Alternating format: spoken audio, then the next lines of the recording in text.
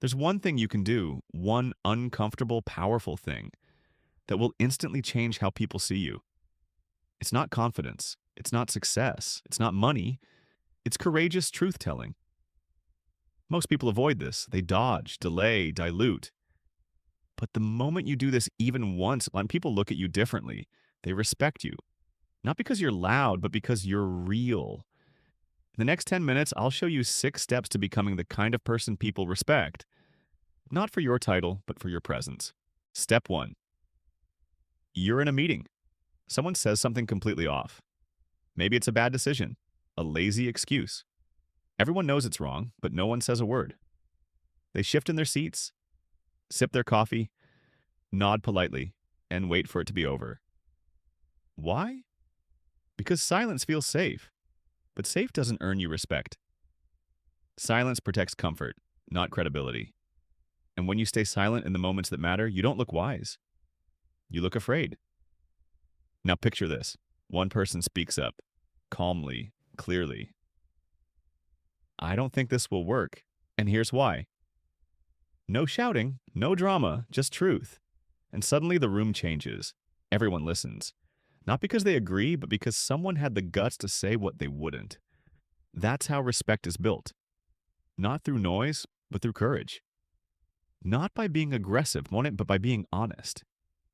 The truth doesn't need volume, it just needs presence. So here's your challenge. Say the uncomfortable truth. Once, calmly.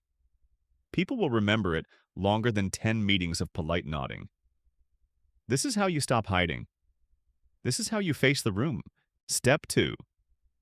You've finally worked up the courage to speak. You open your mouth and no one hears a word you say. Not because they weren't listening, but because you buried your message in fluff. You started with, I just wanted to quickly say, or I don't know if this makes sense, but, and right there, you lost them. Here's the truth. Most people don't get ignored because they're wrong. They get ignored because they sound unsure. Confidence isn't volume, it's clarity. And clarity starts with cutting the fluff. Drop the disclaimers. Drop the long preambles. Drop the part where you ask for permission to speak. Say what you mean, then stop. Think of the strongest speakers you've heard. They don't waste words. They don't ramble. They don't soften the blow with 100 maybes. They speak like every word matters, because it does. So here's your challenge. Before you speak, ask yourself, what is the one sentence they must remember? Say that, then breathe. You don't need to fill the silence, you need to own it. This is how people start listening. This is how your words carry weight. Step 3. You walk into the room, you're about to speak. But before you say a single word, people already feel something. That's presence. It's not about being the loudest, it's about being fully there. Most people shrink when it's their turn to talk. They look down, they fidget, they disconnect from the moment, and the room feels it. Here's the truth. Before people hear your voice, they feel your presence. Your body speaks before your mouth does. So, what does presence look like? It looks like standing tall and not stiff, but grounded. It looks like stillness, not frozen, but calm. It looks like eye contact, not staring, but steady.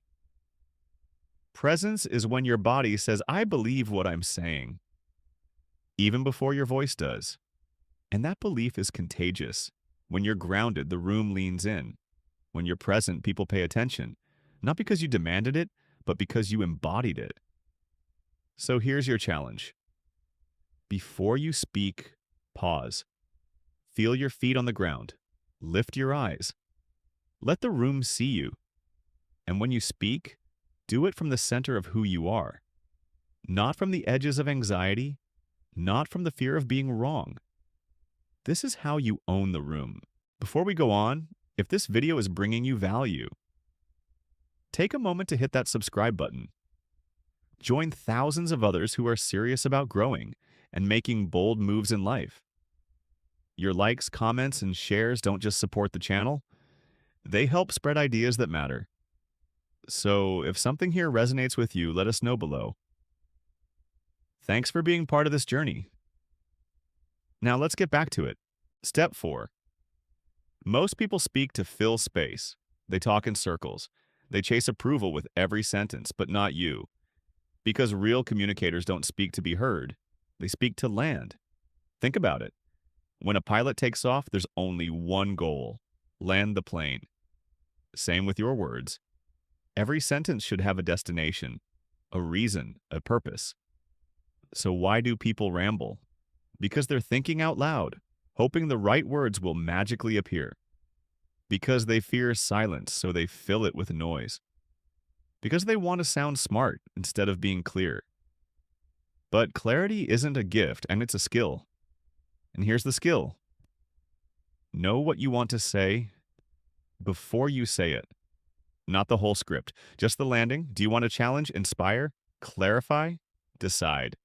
Then speak into that. Let your words be clean. Let your message be sharp. And let your sentences end. Don't trail off. Don't fade out. Land. Because when you land your words, they don't just sound better. They hit deeper. Here's your challenge. Next time you speak, ask yourself one question before you open your mouth. What do I want to leave behind in this room? Then say just that. No fluff, no filler. Just flight and landing. That's how you speak with purpose. That's step 4. Step 5. You're saying something important. Then someone interrupts, challenges, pushes back, and you feel it. That pull to shrink, to backpedal, to soften your words. Don't.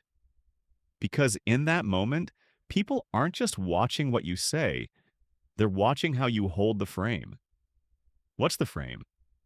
It's the invisible border around your words. It's the calm, grounded energy that says, I meant what I said, and I'm not flinching. Most people hand over the frame the moment there's tension. They rush to smooth things over, to be liked, to avoid conflict. But strength isn't in how loud you are. It's in how still you are when pressed. Look at great leaders, great communicators, and they don't rush. They don't stammer, they hold. And that's the test. When the room shifts, can you stay centered?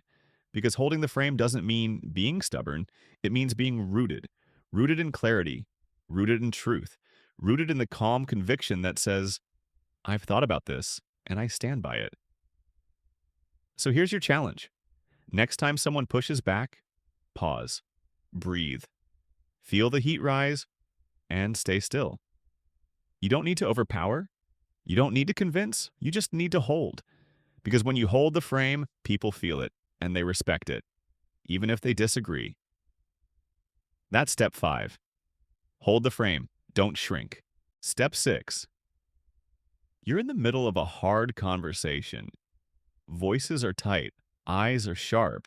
It feels personal, like your worth is on trial. Pause. This isn't about your ego. It's about the mission. The moment you make it about proving yourself, you've already lost the center. Because now you're defending you, not advancing the truth. Ego says, I need to win. I need to be right. I need them to see how smart I am. But mission says, what matters here? What moves this forward? What serves the bigger goal, even if I don't get the credit? People can feel the difference. They may not name it, but they sense it. Ego energy creates resistance. Mission energy creates alignment. Ego needs applause. Mission needs results. Here's the shift. Don't speak to protect your pride. Speak to protect the purpose. And here's the irony. And the less you make it about you, the more people trust you. Because they see you're not in it to win arguments. You're in it to win clarity, progress, growth. So next time things get heated, ask yourself, am I trying to be impressive? Or am I trying to be useful? Because usefulness builds respect, and respect builds influence. That's how you speak hard truths that actually land. Final challenge, in your next tough moment, don't defend yourself. Defend the mission. Let your voice be a tool, not a trophy. Let your message matter more than your pride. That's step 6. Make it about the mission, not your ego. Comment below, what's one area in your life where you're ready to speak up or set a boundary? Let's make this the year we stop hiding. And if this hit hard, hit like, subscribe, and turn on the bell. We've got more high-performance mindset shifts coming every week.